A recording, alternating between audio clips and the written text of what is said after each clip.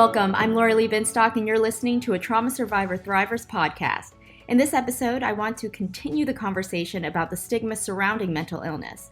Many people who are struggling may never seek help, whether it's because of the stigma, affordability, or accessibility. I myself had to deal with the stigma of mental illness when my family refused to let me seek help at the age of 13 after many episodes of self-harm and suicide attempts. I was always taught to not feel my feelings and that crying was bad. For today's show, we have psychiatrist and author of A Moment of Insight, Dr. Suvrat Bhargave, and later in the episode, I will speak to Trevor Charleston, mental health advocate and CEO of Freely Health, about a new app to help with affordability and accessibility. First off, I'd like to welcome Dr. Bhargave, who I lovingly call Dr. B. Thank you so much for joining me today.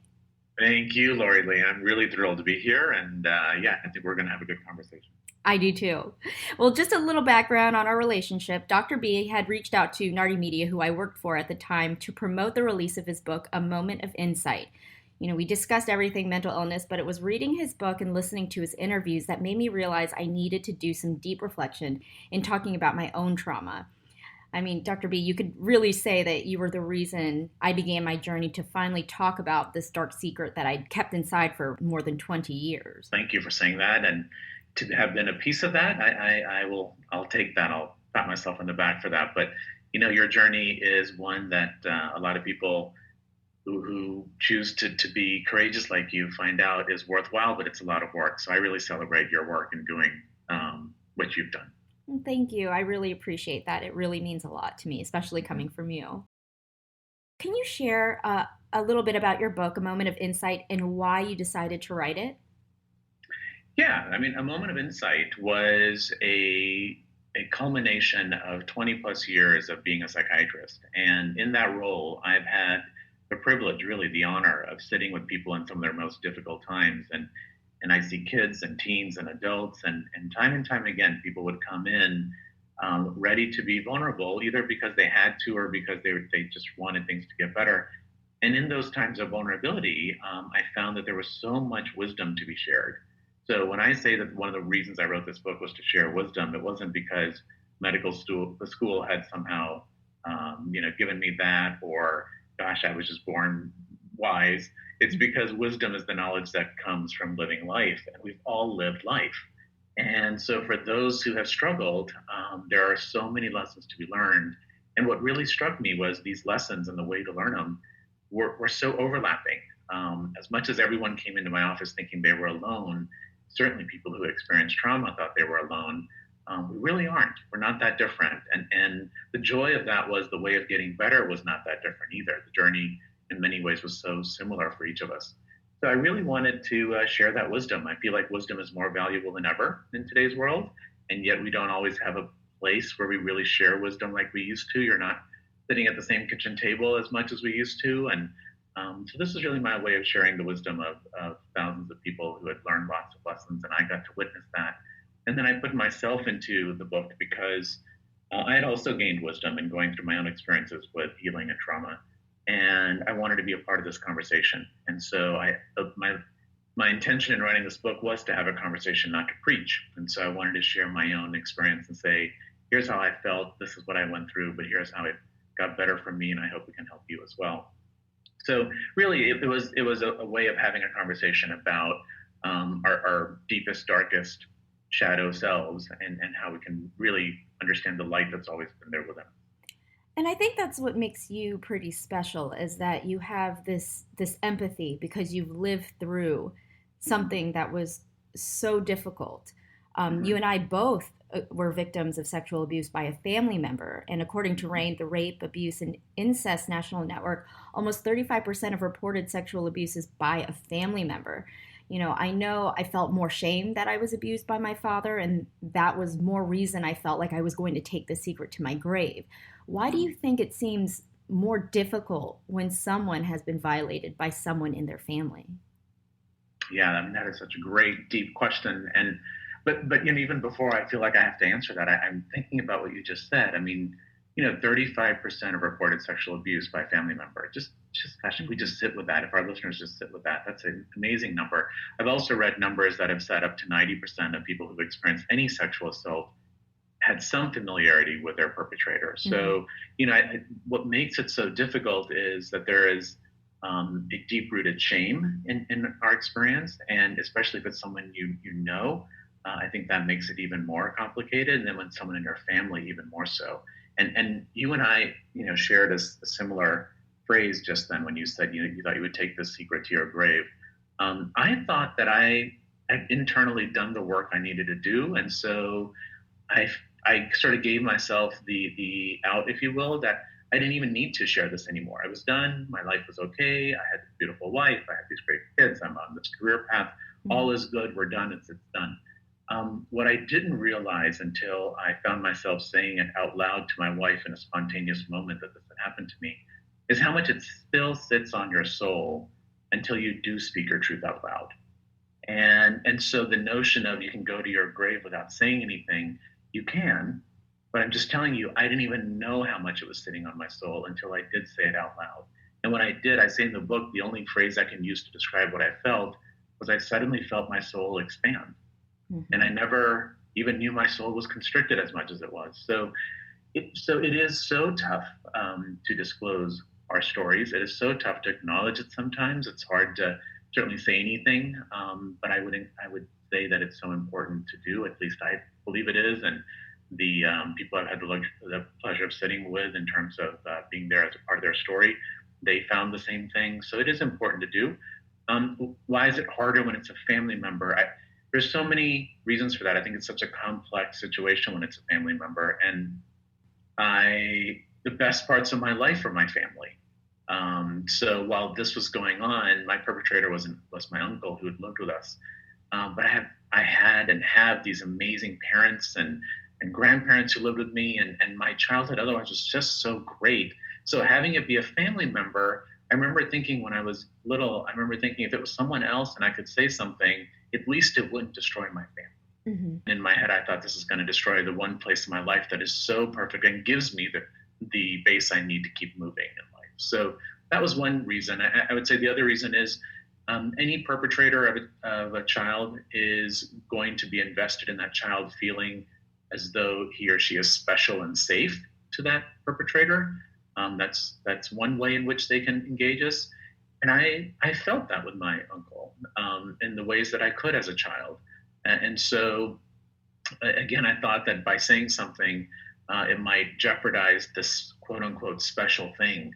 And then once I knew better, now I was so invested in having kept the secret that I felt a shared responsibility for it. And I didn't want my parents or anyone else in my family to be upset with me for having shared this secret, even though it wasn't mine to own. And then finally, I think that when it's a family member, at least for me, I say this and I know it makes people uncomfortable, but you know what? That's okay, because through discomfort, we can learn from one another. I loved him. In the ways that I understood love as a child, I loved him. And so while there were so many emotions for me to work through in the course of my own work, and people will say, well, weren't you angry? And when loved ones found out about this in my book, one of the main reactions most people who love me would have is anger towards him.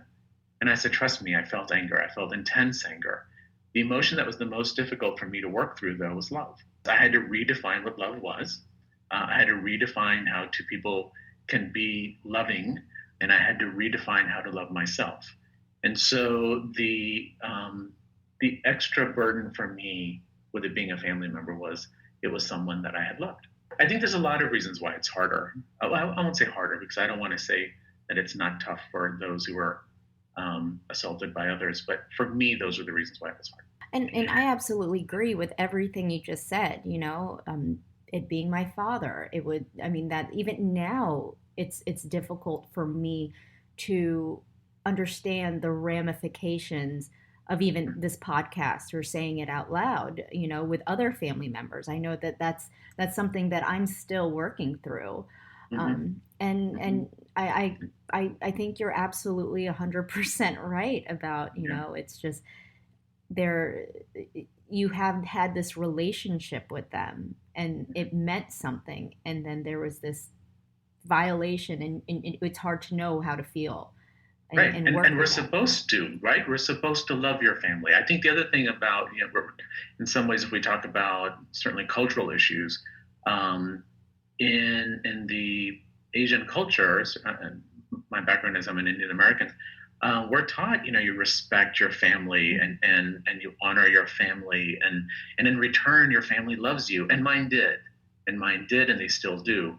And so that complex relationship of I love him, he loves me, but wait a second, that was particularly difficult. And I think what people can take away from this conversation, I'm glad we're having it, is we try to empower our children. We talk to them about stranger danger. Mm-hmm.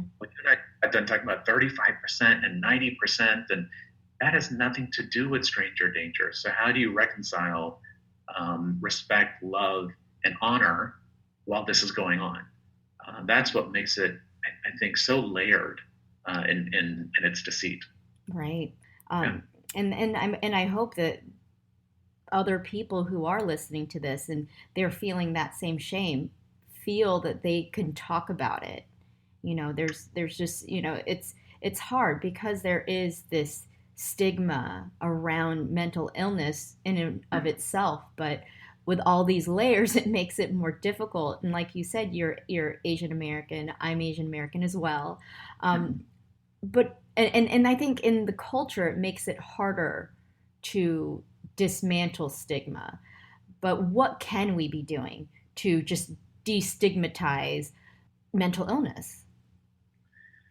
Yeah, again, a really great question. And I think it boils down to maybe three facets of something we can do. We can raise awareness, Mm-hmm. we can develop empathy, and I think we can foster acceptance. Awareness, empathy, and acceptance, I think, is so important as we talk about trying to chip away at stigma. Awareness to me means helping one another even understand what we're talking about when we use the phrase mental illness. What are we talking about when we say anxiety or trauma? We make assumptions that people understand what that is, and even those who've gone through it will understand what that is. I find some of the best moments of insight, some of the best ahas that happen in my office are simply in handing someone the information. And look, I'm no smarter than you. I just have information you may not have. And once I present it to them, they get it.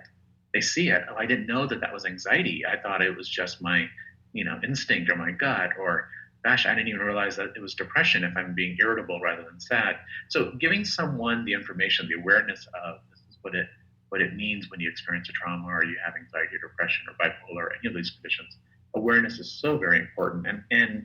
And within minority groups in particular, I don't think we have traditionally made it important to become aware of mental health.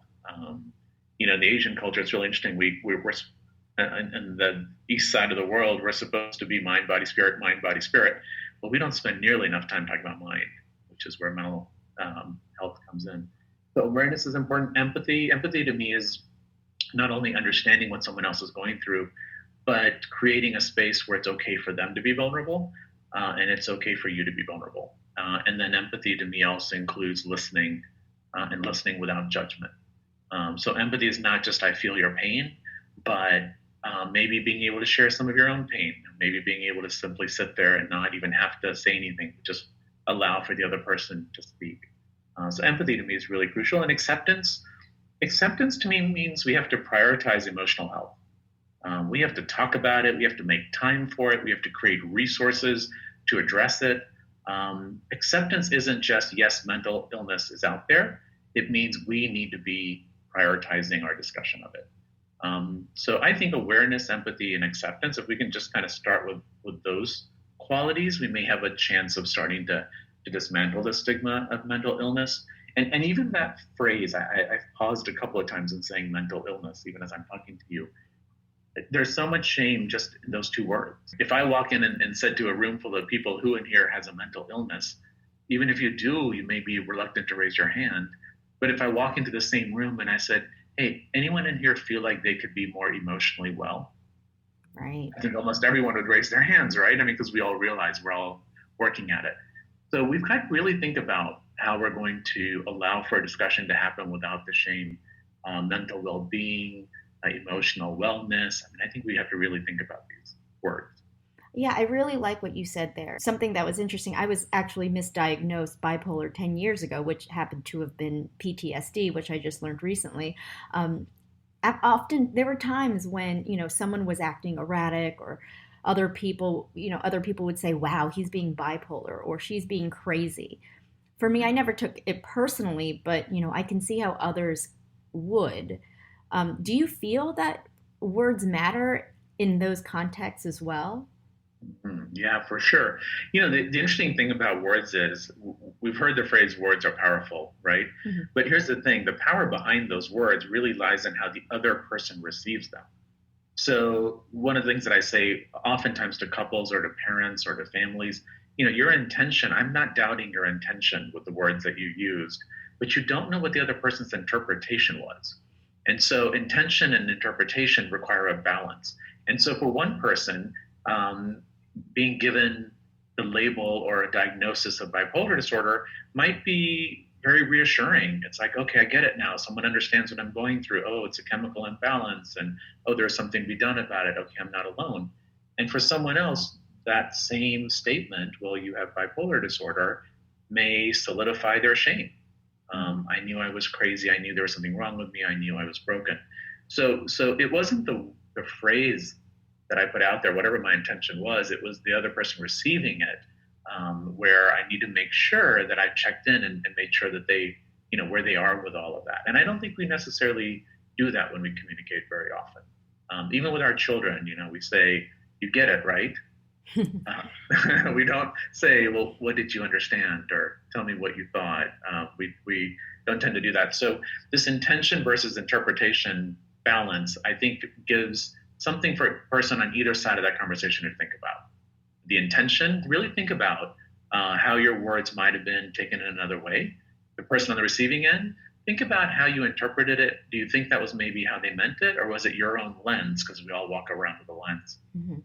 Did we interpret it in the way that fed our fear? But words can certainly be very powerful. Thank you. Um, and and I liked what you said earlier. You were talking about how, in the East, it's mind, body, spirit, how important that is. You know, so many people put so much stock in physical health, but completely ignore their mental health. But we know it's interconnected. Should we be Mhm. treating mental health and physical health equally? Yeah, to me, the image, because I'm a person who thinks in pictures sometimes. The image that I think about when I think about this question is to rest comfortably on a stool. You need at least three balanced legs, right? If one leg of that stool is off, you're probably going to topple over. And so it's just as important that we think about our physical well-being as we think about our emotional well-being, as we think about our spiritual well-being. The mind, body, spirit is an equal pillar in order for us to be on solid ground. And in order for us to be our most authentic selves, we need to really think about all three. We tend to spend a lot of time thinking about maybe our bodies, right? And thank goodness that we do think about health, physical health. I think that's obviously one of the pillars. We even perhaps spend, certainly in Eastern culture, we think about spirituality and mindfulness, and thank goodness we think about that as well. But I don't know that we think enough about the mind. And so we have to first start with ourselves, make sure that we are prioritizing all three in an equal way before we can expect anyone else to do so. If you fall down and break your leg, you would immediately call, if you had your phone with you, call for help. But when you emotionally fall down, why don't we reach out? Mm-hmm. Or if someone calls you that they've fallen down and hurt themselves physically, we would immediately drop what we were doing and go over and help them out.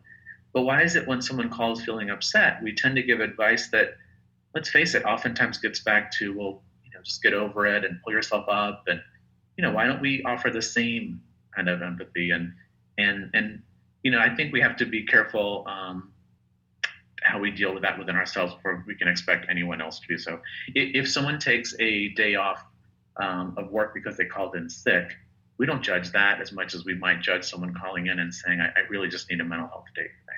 Mm-hmm. So let's deal with our own biases, but let's really recognize that all three are very and equally important. I agree. I absolutely agree. And you're right. I think calling out for a mental sick day is can feel shameful if you're saying, Mm-hmm. "Hey, I'm just not having a great day and I feel like I need to take a break." when you're not 100% mentally able, you can't put in 100% in what you're doing. It's one of those things. You need to take care of yourself first before you can take care of other people or things. Right. And I think we're at a point as a community, as a world community, where we're still kind of trying to justify it, right? Even in us sitting here saying you have to be emotionally well before you can be there for others, we're still dealing with it, right? Mm-hmm. We're still coming to terms with it. No one has to explain why I have to call in sick if I've got a fever. But we're still in a place where we have to come to terms with it. And that's okay too. The fact that we're even having this discussion to me is so exciting that there's a shift happening. I agree. But I hope it eventually gets to a point where, someone calls in with mental health today. We don't even think twice about it. Mm-hmm. So what are your thoughts about mental health apps? Do you think this is a good way for people who otherwise would not seek care, whether it's because of the stigma or because they simply cannot afford to seek care? What are your thoughts? To address an issue as big as emotional wellness, I think we need as many resources as we can have available. So it's only a good thing when we are being creative in how we can think about offering services and offering support to one another. So I am thrilled that in this world of technology and things that are so beyond my grasp, I'm just so glad that people who understand these things are finding ways to bring it back to being emotionally well again. To me, any of the resources that are out there need to be accessible. They need to be affordable, and they need to respect confidentiality. So if an app can offer that, that's fantastic. If there's a website you can go to, fantastic. If there's a number, a hotline you can call, all of those resources are so wonderfully important and essential right now. So I think it's a really great idea. To me, whatever the resource is, it all has to go back to the most important part of helping someone through a difficult emotional time, and that is you have to respect their dignity. Mm-hmm. The balance of shame, which we all carried around until we started chipping away at it, was we didn't feel like we had dignity. And so it's up to the people that are trying to help us to offer dignity. And apps can do that, sure. Thank you again for taking the time to talk with me. I look forward to having you on again. And, when I wrote this book, I sent it out with a prayer. And the prayer was, please allow the book to reach those who need it.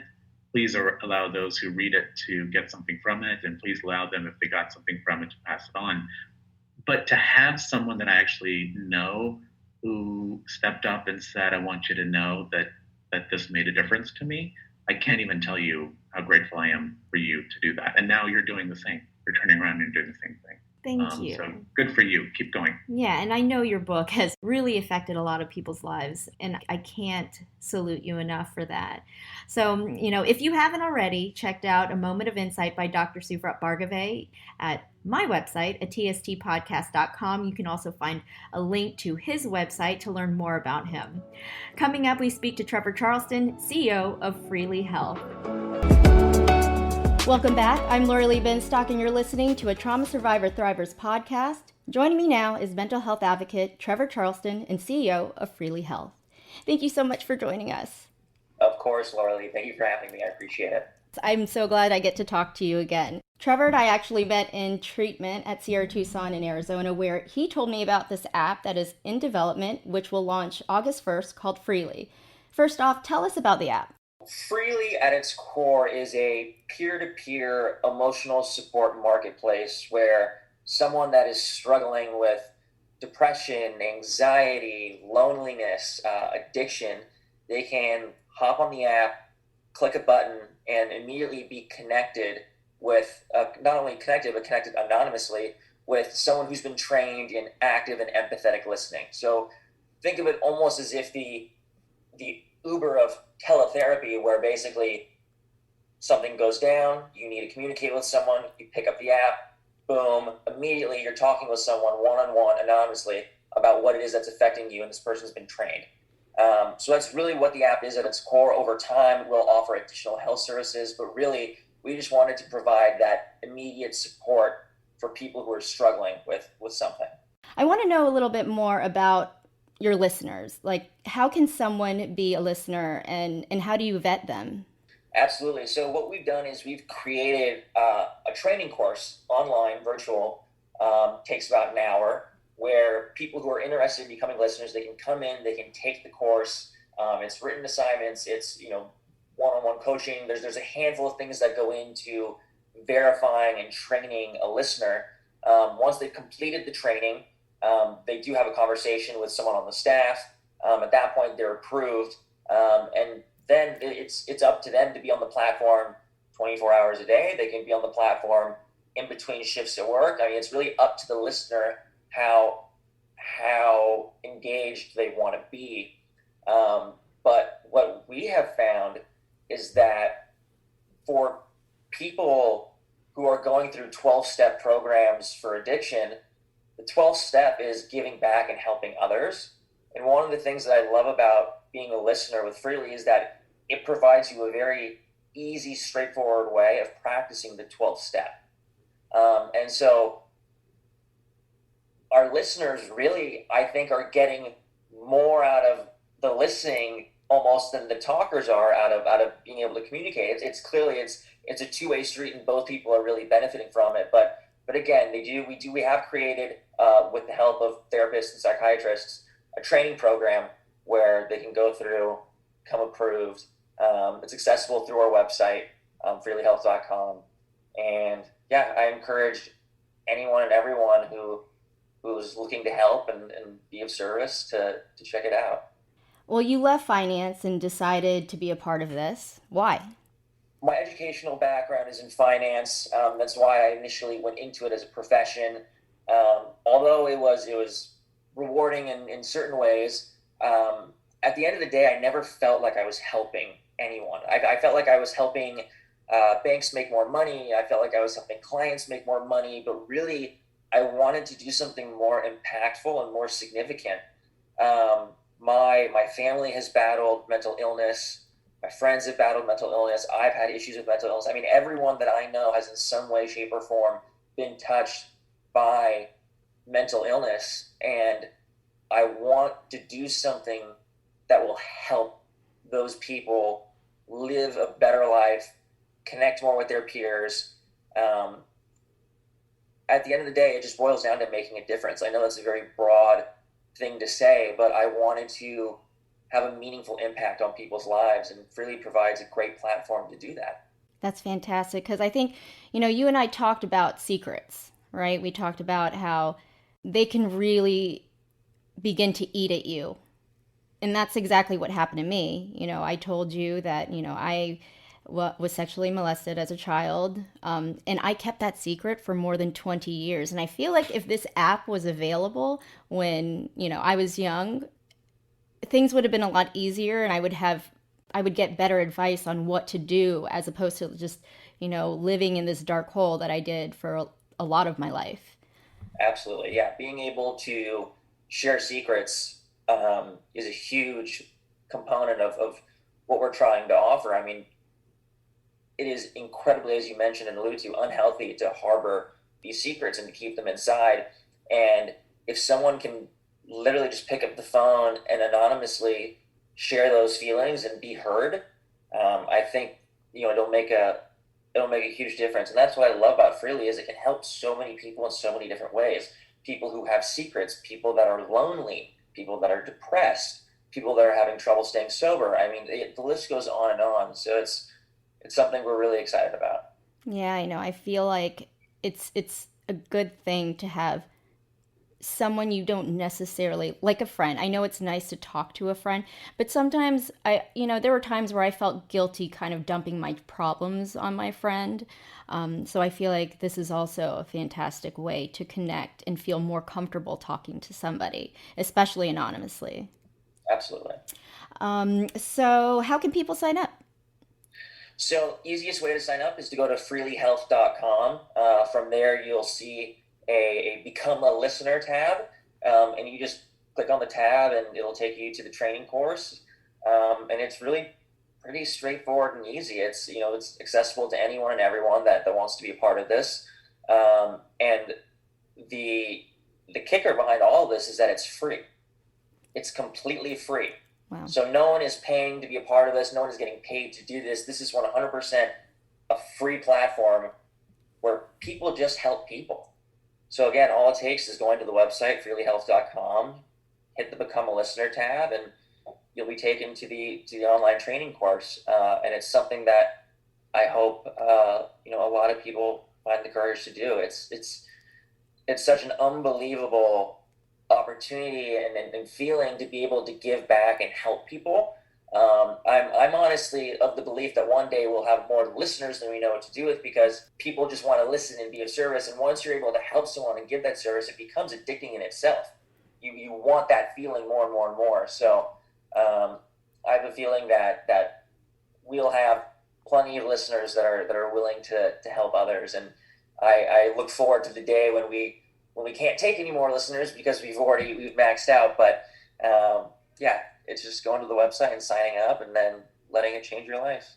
Awesome. Thank you so much. I know that you said that, this is how it's going to start and it's going to evolve. What do you ultimately hope to achieve with this app? Totally. So we really hope at the end of the day that Freely is going to become a robust health services platform where people can come to us not only for the quick, oh, I need to share my feelings, oh, I need some mental support, oh, I'm nervous for this job interview. Not only will we provide that peer-to-peer anonymous teletherapy, we will also provide licensed services as well.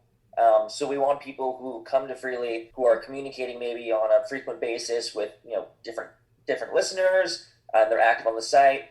Someone like that, maybe it would be helpful for them to work with a licensed therapist or see a psychiatrist. And so really what we want to do is create an ecosystem that eliminates almost all stigma related to mental illness. We want people to come to the website, feel like they can talk to someone, be heard immediately. But if they do need that professional level of care, it's there for them. They don't need to go sit in a room and talk to someone. I mean, we want to make this as easy as possible for people to get help. That was really the goal here, is for anyone who's struggling with some type of issue, for them to be able to get support easily, immediately, anonymously, and stigma-free. Trevor, thank you so much again for joining us for a Trauma Survivor Thrivers podcast.